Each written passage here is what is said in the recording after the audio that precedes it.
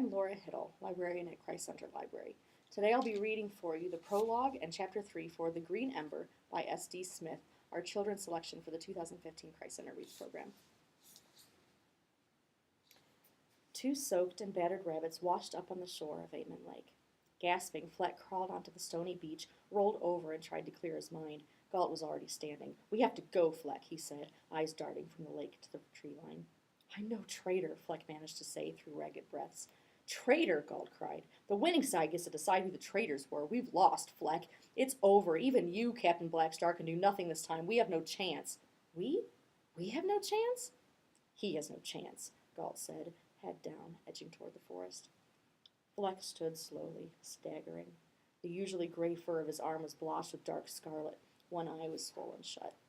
"He can be saved," Fleck said, reaching for his sword. His hand closed on air. His scabbard was empty. "Nothing," Galt said. "There's nothing we can do. It's the end of the world." "But the oath, Galt. Remember, we can still turn this. King Whitsun needs us. Prince Lander needs us," he said, pointing to the burning ship. "I'll never turn traitor." "You're only a traitor if you betray yourself," Galt said. He sprinted off, disappearing into the trees. Fleck struggled to stay upright. Swaying, he turned from the fleeing rabbit to face the lake. Charcoal smoke corkscrewed into the sky. The blackened boat teemed with enemies. Flames snapped at the red diamond standard as the last king's bucks grappled with the invaders on the deck. Whitsun Mariner stood among them, his sword poised and his harried shouts echoing over the lake. Fleck straightened and stretched his arm. Pain flared, unbearable agony. He bent, wincing. He opened his eyes and saw King Whitsun fighting desperately to protect Prince Lander. Fleck rose, ignoring the pain, and shouted across the water, "My place beside you, my blood for yours, so the green ember rises or the end of the world." Swordless, Fleck Blackstar hobbled to the water's edge and plunged in. Chapter 3, King Jupiter. The weariness vanished from Father as he closed his eyes, focusing on the tale. He smiled as if the memory of the story was sweet. There was a long, silent pause. Just when Heather and Pickett began to wonder if he would ever speak again, he started. Long ago in the Great Wood, there lived a rabbit king named Walter. You have heard many tales of Whitsun Mariner in the first trekkers. I've told you of the escape from Golden Coast, the calamitous sea passage, the discovery of Natalia, and the Battle of Amen Lake. You know of King Whitsun, of brave Settle, of loyal Captain Blackstar, and the others of our first heroes. Over 100 years separated King Walter from his famous ancestor Whitsun Mariner, and 1,000 tales lay between them. Many kings were born, lived, and died in Natalia. Some of them were good and some bad. King Walter was so well loved that his small number of subjects called him the Good King, or King Good. This name came to distinguish him from his father, a cruel lord who served himself all his days. King Good had not only goodness, but also ambition. He tirelessly built back all that his father had lost, and more besides. He called his small kingdom the 30 Warrens, though in truth there were only 12 when he came to the throne. But he aspired to build and create, to secure good for all those who would follow. Jupiter, his third son and heir, took all his father's vision into his heart. He was like his father, only, to King Good's delight, far more jolly and wise. Jupiter Goodson ascended to the throne when his aged father was killed by raiding hawks. By the time King Jupiter had been on the throne for 5 years, the 30 Warrens, as the kingdom was still called, included nearly 100 Warrens and spanned almost the entirety of the Great Wood. He was a great lord, humble and happy. He sought justice and went to war to get it. He was magnificent in battle. The world had never before seen such a noble king, and never has since.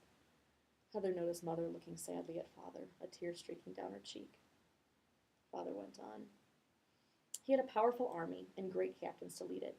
One captain was Perkin One Eye, perhaps King Jupiter's greatest friend and most valiant warrior. There was also Stam the Stout, Pickwand, Fesselhorn, and Harlan Seer the wizened warrior. 9 great wars were fought over 20 years. They are all worthy of great tales. Of course, King Jupiter was there in every battle, leading from the front with a fierceness rarely ever known in rabbits. In the Red Valley War, King Jupiter came to the aid of a small collection of warrens under siege. They were threatened by a pack of wolves led by their wicked king, a ruthless wolf named Garlax. King Jupiter swept the wolves from the Red Valley.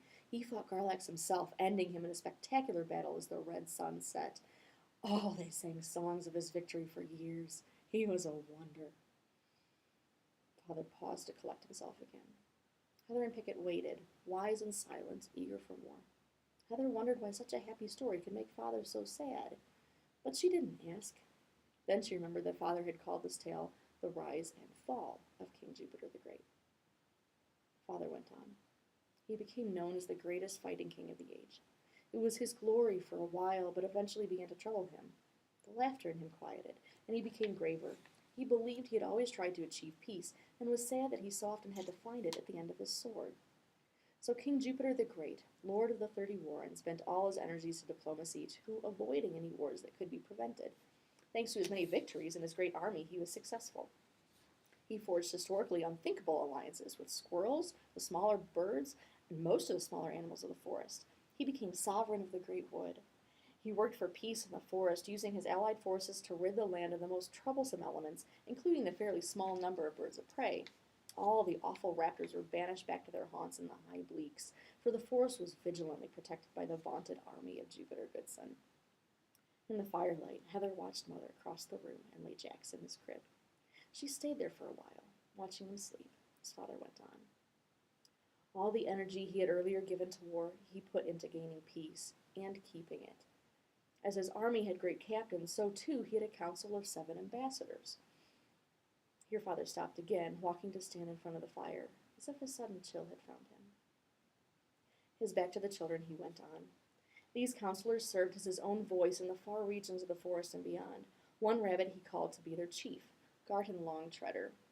He lived up to the great name of Longtreader, making countless journeys into the deeps of the forest on missions to make alliances for the king.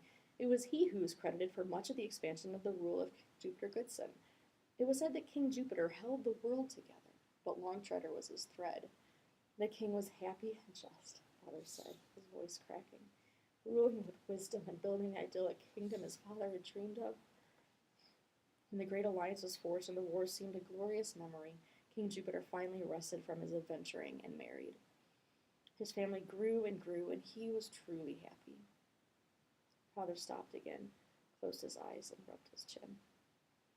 Mother slowly crossed the room again, her head bowed. The king was asked during this time by a faithful subject, "What, Lord Jupiter, is the greatest joy in the peace you have won?" He did not answer suddenly. That was not his way. He was a philosopher king. So he thought on it. Finally, after several moments in silence, he answered, with a wide smile, "That I am my father's true son." Father bent then, sobbing quietly, and Mother came to his side. She put her arms around him, eventually kissing his cheek and whispering in his ear. He nodded and laid his hand on her shoulder gently. "You were always right, my dear," he said. "I couldn't keep it from them any longer. Who knows what may—" His voice trailed off.